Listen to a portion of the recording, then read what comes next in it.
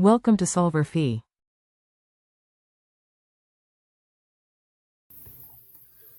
All right, so we're in this question examining geometric isomerism and drawing and naming isomers.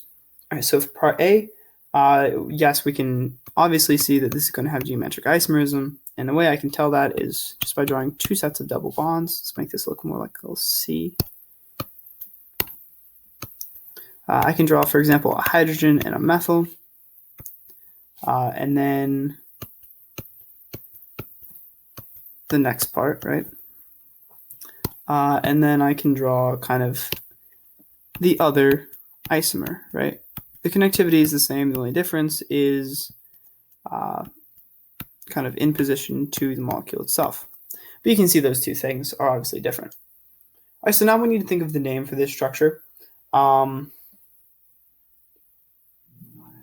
If you're naming this, obviously you're going to have 5 main carbons in the chain, and you want the double bond to have the lowest priority. So this is going to be 4,4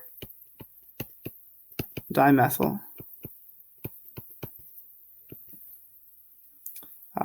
It's going to be pent 2 ene. All right. Now, if you look at this one, you can tell that the two highest priorities are going to be on the same side. So that's going to be Z. On a very similar note, this is going to be E, but the rest of the name is going to be identical. It's going to be 4,4 dimethyl pent 2 ene. All right, so moving on to B, we are given one of the structures already, right? So the structure it gives us in the book looks like this. And this actually does not exhibit geometric isomerism. And the reason for that is because these two carbons right here and right here are exactly the same. So if I were to draw the other molecule, for example, say I drew this, that's just the same molecule. Because I can't measure cis or trans about the double bond when the priorities or when the substituents on one side of the double bond are the same. So luckily for us, that saves us a little work. Now we just need to name this thing, and it's going to be named 2-methyl but 2 ene. All right, so moving on to part C. So part C, again, is going to show isomerism. And the way we can tell that is, first off, just drawing the first double bond.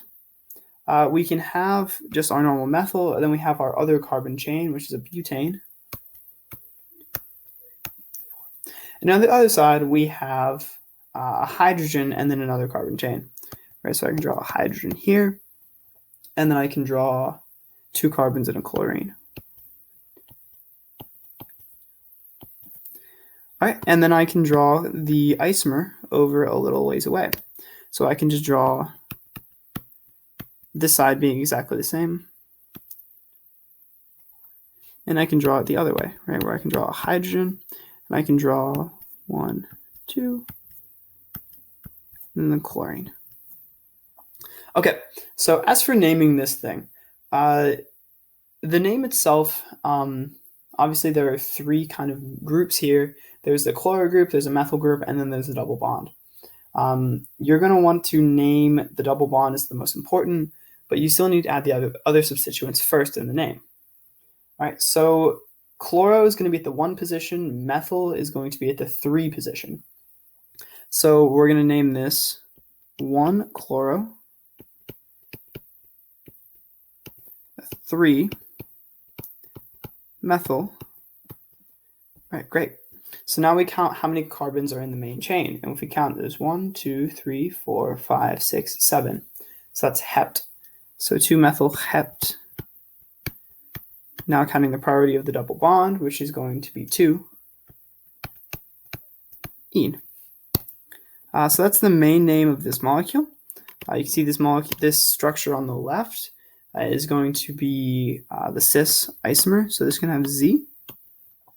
The other one is going to have the E.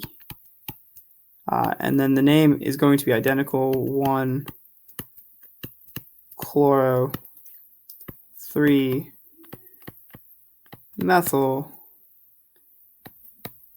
hept 2. And I ran out of room a little bit, so I'm going to write a little below ene. All right, and those are the structures and names of all of those molecules.